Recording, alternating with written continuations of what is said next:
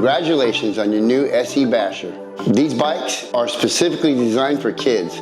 We always recommend having a mechanic do this part, but if you take your time, you got this.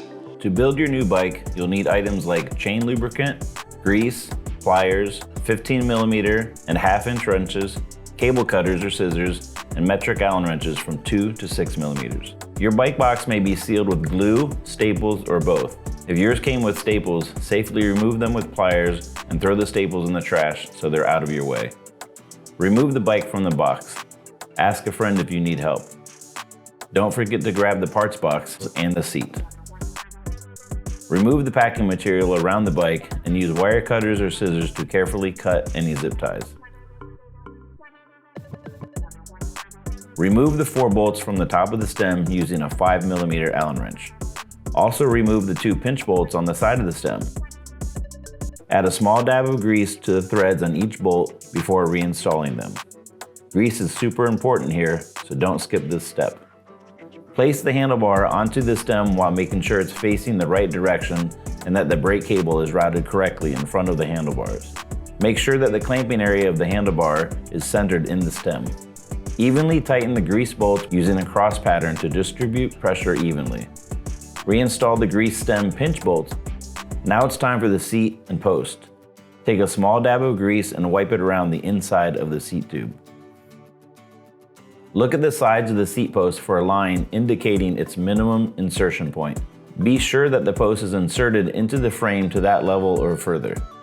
Align the seat with the frame's top tube and then tighten the seat clamp using an Allen wrench. Get the pedals out of the parts box. You can identify the left and right pedals by the stickers on each pedal. Add a dab of grease to the threads.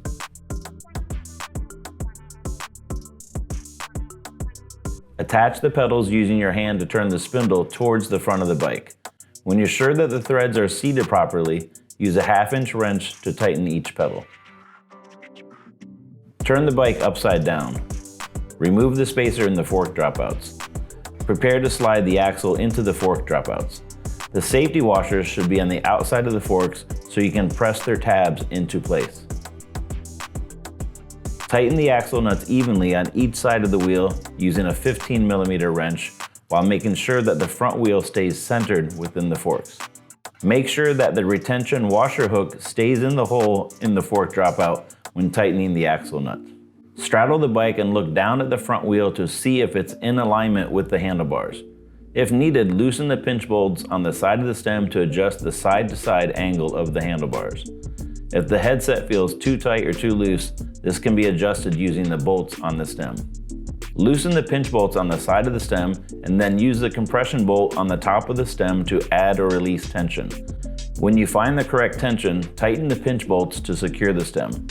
Be sure that your front wheel and handlebars stay in alignment during this process. Adjust the seat to a comfortable height and check that the seat clamp is holding it securely in the frame. Use the seat clamp to adjust the angle of the seat as well as the seat's position on the rails. Evenly tighten the seat clamp on both sides. Both tires will need air. Use a pump to inflate them using the PSI guide on the tire sidewall. Don't use higher or lower air pressure than what's printed on the tire because using too much or too little can damage your tire and rim. Your bike and rear handbrake have been adjusted at the factory. If needed, centering adjustments can be made to the handbrake by using a Phillips screwdriver to add or release tension to each brake arm. You can also adjust your handbrake by using the barrel adjuster on the brake lever. This can bring your brake pads closer to the rim. Use the lock nut to secure the barrel adjuster in position when finished. While you can do all of these brake adjustments yourself, we highly recommend taking your bike to a bike shop where a trained mechanic will be sure your brakes work correctly. Your youngster is almost ready to ride, but first go over every nut and bolt on the bike one more time to make sure they are all secure. For optimal performance, some riders take extra steps during assembly, including tightening spokes and greasing bearings. We'll cover those steps in another video.